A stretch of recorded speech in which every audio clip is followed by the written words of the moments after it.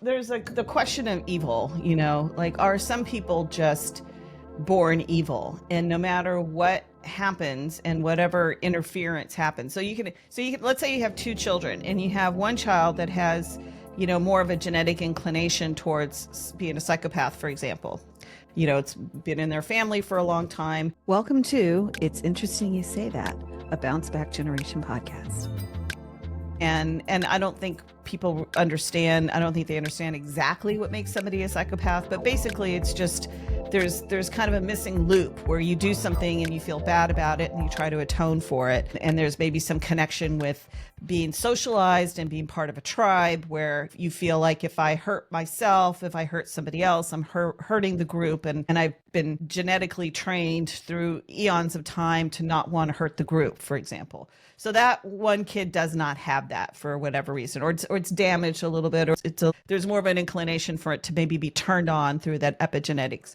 And then you have another kid who has a lot of trauma and then does that reflection and says, do I want to be like that? Do I want to be like the person who hurt me? And then makes some thinking, goes through some kind of thinking process and, researches or thinks about or walks around town and says, who do I want to be in my life? And observes, movies. Like I think movies and books and animes and mangas and things like that, they all offer us opportunities to reflect back to ourselves. Is that who I want to be? Do I want to, I remember watching Naruto with my niece when it first came out and just thinking at the time, what a great show for a young person to see, because they really talked so much about who you are, how do you develop your sense of self and your hero, how do you become a hero, like the step-by-step to become a hero. And it's full of learning and shame, failure and disappointment and, losing your friends. So that kid B will take that information and change and be different. And the kid A might not. And it might happen that kid A, who has the psychopathic tendencies, has some experience that makes them be able to overcome that tendency. And maybe kid B, who was not born with a psychopathic tendency, does not do that process and ends up doing terrible things to other people. So we're freaking mystery. I was listening to a podcast. It was The Diary of a CEO, and they were having a debate. And I think it's maybe the most recent one. I honestly forget the name of both people, but one guy was pretty much arguing. They were arguing about the economy and wealth, and one guy was saying entrepreneurship is kind of the way to break people out of wealth, because for the people that can start businesses and do have those traits, they'll create businesses, and then that's what's going to create wealth for other people, because then you create jobs. The other guy was saying well, not everybody can be an entrepreneur. It's just not that realistic. But what I found really interesting about the guy arguing, he was really trying to argue for kind of like the average person. But one of his perspectives that I'm not sure I agree with is that the average person is just not going to be able to pull it off. If you're born poor, most likely you're going to stay poor. Mm-hmm.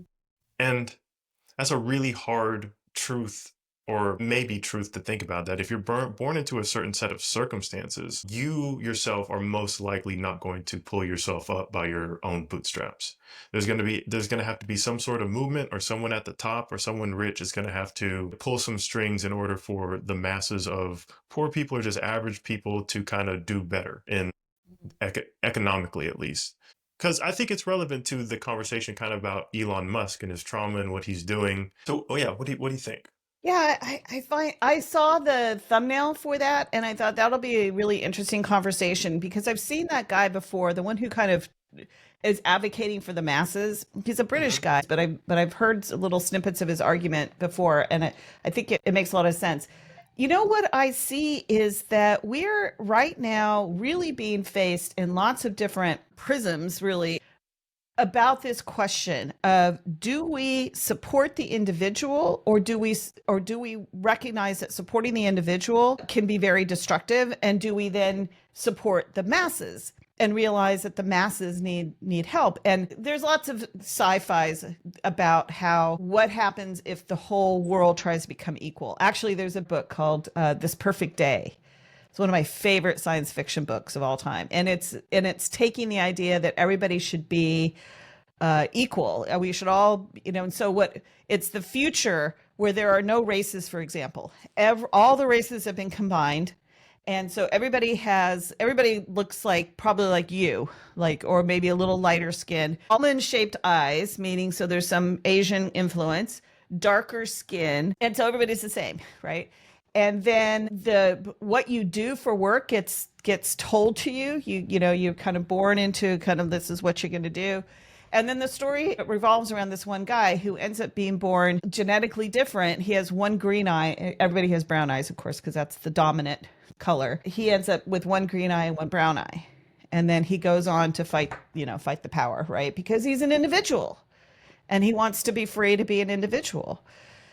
And then, they use drugs to keep everybody down because that's the only way to kind of control the masses is to use substances. So what is the answer? I don't know. In an ideal world, elevating the individual elevates the masses and vice versa. Having a good community means you have a better environment to grow up in. Being a better version of yourself will make that community better, just on average. But I do think there are those outliers who do really good for themselves and want to do better for themselves at the expense of other people. I think maybe that's where I think on the individual side, that might be the main problem. And I'm not sure if that's anything but simple human nature. You take a batch of 100 people, one person's going to be the one who says, like, I want everything. And he's going to do whatever he can, or she, but, he is going to do whatever he can. Usually he. But on the other side, the masses can start to, that can be a horror story too. Like with, there's a whole bunch of horror stories where Russia, where the government tries to equal the playing field. So there's you have one class, and that tends not to work either. Like a completely equal playing field, they're always in the background is someone or a couple of people who are above that and try to orchestrate it so they get to be there. And I think that's I'm not an economist, I'm not a historian, but there seems to be really big problems on either direction. And from what I can understand, at least, and I know I get to say this as an American male, but I think where we are here, at least in America, is like a pretty good place. I think it's probably the best place we've ever been in, just historically. I don't say that to say like we're not committing our own atrocities or I'm living by the gold standard in my life every day, but I think at the end of the day, sometimes the only thing you can hope for is some sort of progress. And eventually, if we keep bringing these problems to the surface and more people are aware of them and more people can actually have some time to think about it and maybe do something about it, we get to a place, decades, centuries down the road where, we start to fix the actual problems. But I doubt that we're anywhere close. I'd like to hear your thoughts from a Trump supporter perspective. What are the positive things that you can see that could happen by following the kind of the plan, which really is more of that kind of entrepreneurial, we want to allow certain people to have money and to make more money, and we want to pull back on the things that are DEI, that at least to some people seem to be trying to level the playing field. Well, I have an optimistic view and I have a pessimistic view. I think for one, so just taking immigration. So I don't know how many immigrants came in under Biden. And I know it's not just like one man making the decision. It's a group of people who make these decisions. But I personally believe it was probably a bit too much. We do have some laws. There is a process. And I think the influx of people, our systems aren't prepared. Our communities aren't prepared. And I think it ended up doing a little bit more harm than good. I think there are probably a lot of good. Like a lot of people get into the country. We actually need those people here. Our birth rate is declining. We actually need more people. But on the other hand, we do have some rules, and I do think it overwhelms some of our systems and some of our communities. And so the random cases of like crime and everything, I know that's there, but like we have crime in our own communities. So I mean, is it a huge deal? It shouldn't happen, but it's probably not like the worst thing that's actually happening from this. So I think, with Trump kind of closing down the border and, cracking down, it's not like I am a complete supporter of no immigration, but more of like a pendulum swing. Okay. Like we kind of had open gates. and now we have closed gates. And like my ideal is like, okay, let's make the systems a bit more efficient. Let's get people in here safely. Let's make sure the cartels aren't so, aren't profiting so much out of, the illegal human trafficking and the drugs. And let's make this system actually better, both for the people that are trying to get in and the people that are actually here. Yeah. But I guess the current system in a way kind of forces you to be a bit more black and white. Like Hmm. my perfect ideal is most likely not going to happen. And so Yeah. the best that I feel like is like, okay, like we had 4 years of this, let's do 4 years of this. And hopefully Yeah. after that 4 years, we get Yeah. some sort of medium in between it. And the next dude is a little bit more level headed. The United States of America used to do what's called a brain drain. And that meant that it was attracting people from other countries who were entrepreneurial, who were highly intelligent. They wanted people that were equipped to come to our universities. My father was part of that. I mean, even after World War II, the United States let in a bunch of Nazi scientists because they said, well, they're bad people. They did bad things, but, they were part of a bad system, but they know what they're talking about. They can help develop more nuclear bombs, for example. And I think now we are seeing immigration as a collective, like it's like groups of these people that are anonymous, faceless people, and not considering that in those groups of, poor people from villages in Guatemala or El Salvador, they are also entrepreneurial. The people that choose to get up and leave their homes and walk thousands of miles through horrible jungles to get to your borders, I say those are the kind of people you want. Yeah, mixed in there are bad people, sure, of course. But you want people who, got on a boat from Ireland, for example, and said, F this famine, I'm out of here. I'm going to the United States of America and I'm going to settle in New York City. There's so many examples of Chinese people who came here to build the railroad and then built, freaking half of San Francisco. So getting back to the kind of the original point, which is looking at trauma and how trauma affects us and whether we are able to overcome our trauma in order to decide to become good people. I think that's the bigger question to ask instead of just, slapping a label on everybody and saying, well, you're an immigrant, so you're a bad person. Can we look at how trauma affects people? So you might have like a Sinaloa cartel member who's a really terrible person, and maybe they're a psychopath, or you can have a Sinaloa, drug cartel kind of person who suffered a lot of trauma and wants something new and different in their lives and could change. Is it feasible for us to look at the fact that we have these levers in us, these switches that if you could reach them, we could help people to be better people despite their past, despite the genetics and the behavior. I mean, the nervous system, the genetics, the epigenetics that get turned on from our ancestors, the childhood trauma that we experience, and the matrix, the invisible systems that we grew up in.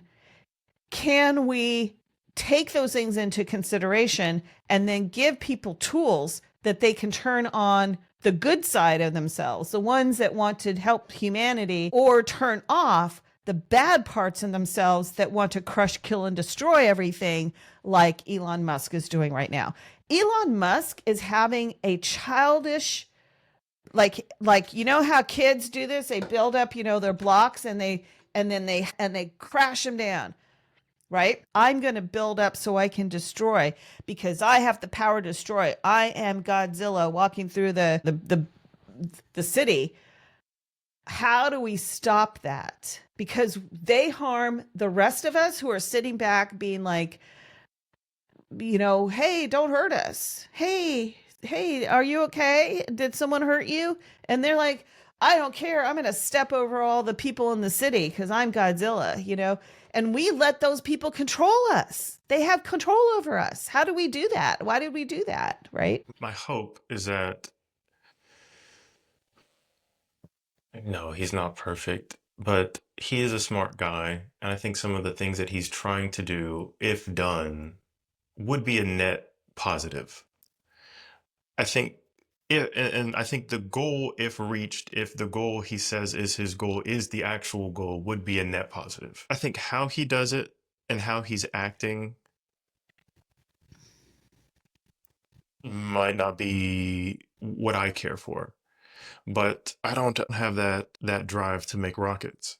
And I don't have that drive to build cars. And I think to some extent that is that sort of development and ingenuity and technology can be a benefit to us all. And that's kind of like a conundrum. Like, yeah, if it goes well, like, hey, like we all kind of benefit. You know, rising tides kind of raise all ships. But at the same time, like you're working with a lot of power there, and like the lowering tides is going to sink all ships too. And that's scary. It's a scary place to feel like, or at least for me, that I'm not in control of that. Like someone else has the power or the decision to kind of determine if things go well for me or things go bad.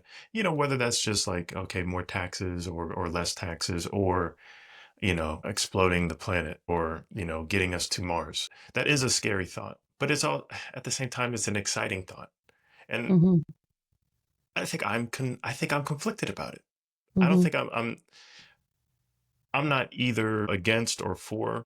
I think I'm in a place where maybe the most I feel like I can do to feel like I have a sense of autonomy is trying to understand as much as I can, and then just like let it go, and then just come back to my life and just do what I'm doing, and just Mm-hmm. kind of keep my head down, keep working, pop back up, see what's happening. And you know, is the planet gone yet, or are we at Mars? No. Okay. You know, I got grass to mow. I'm gonna go make a cup of coffee. It's a lot to process. Well, when you started talking about like, I see it, you see that he's doing something. He's like breaking something that was stuck. Like we were calcified in this certain way that we were doing things. And I agree with that. It was like, oh God, here's the cycle. Here's the economic cycle, boom and bust, and something happens in the stock market, and then everybody suffers for a while, and then we get better, and then boom, it falls again. Same thing with politics. It's the liberal, then it's the conservative, and we're just stuck, right? So I get what you're saying, if I'm understanding correctly, that part of it is just that he's doing something, I right? think whether he's doing something or not, it's out of my control. Oh, I see And what you're saying. and I think up until now in Trump's presidency, so I voted for Trump, and up until now into his presidency, a couple of months ago, I just got the feeling like, wow, like I've never voted. I finally voted. And then I was just like, oh, like, why did I even spend the time? It seems like there's a very cohesive train of things. And so no matter who is at the, you know, the head of the ship, you know, the ship is still going in the same direction. The same cycles are still going on. And so on one end, I was kind of excited, like, hey, like things are going to change up, you know, some different things are going to happen. But then it's like, okay, well, maybe I got my hopes up a little. And I think in the end, that is kind of what I want. I don't think they're going to accomplish everything they say they're going to accomplish. Like my hope is like some balance, and maybe we can go through these boom and busts. We can go through these cycles, and we have a slow trajectory upwards, and then the downwards. You know, those dips down don't take as many people out as sometimes they do, and we just kind of slowly get a little bit better at that. Yeah, that's a lot of hope. You ever seen that movie, Apocalypse Now? No. You ever heard of it? Okay, you got to watch Apocalypse Now. Just tell you, it's a great, great movie. It's the kind of movie that you'll go back and watch over and over again. And there's so many lines in it. There's probably lines you've heard from it that come from that movie. And it's about Vietnam, and there is a rogue colonel from the U.S. Army that has gone off and left his people and kind of started this like cultish thing off in the jungles in, I don't know, Cambodia, I think. And the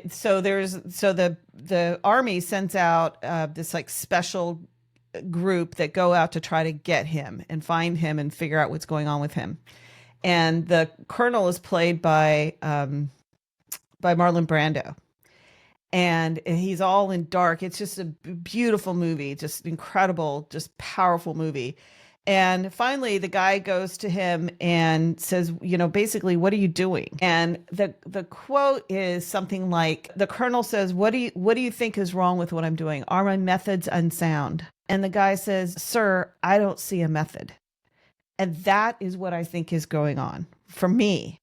I don't think that there is any kind of cohesive message. It seems like destruction for the sake of destruction so that other people can come in and pick up the pieces. Maybe I'm wrong. Maybe there's some kind of beautiful thing that's going to happen.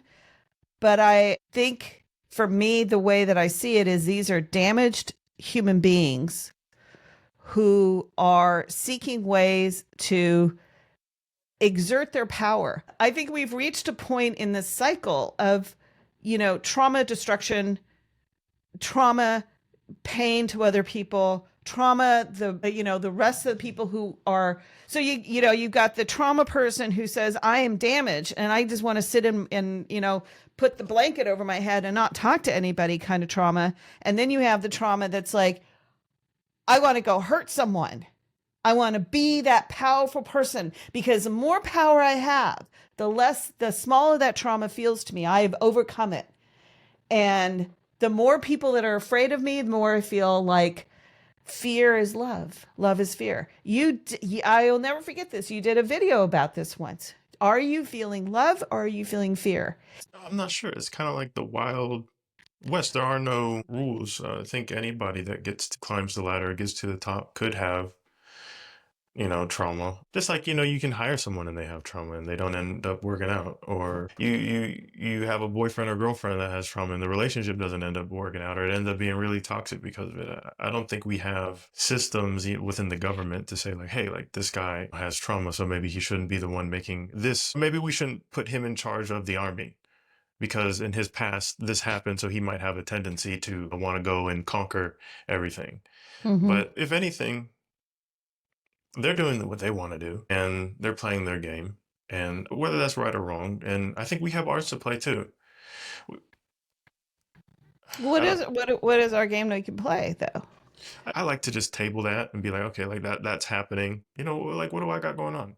Like, I'm trying to build a business or trying to run a business or trying to make content or being on this podcast, like having these conversations, talking to people, focusing on, okay, maybe I don't have the power to do high level trauma analysis of world leaders, and I'm not in a position where I could screen somebody before they get to that place.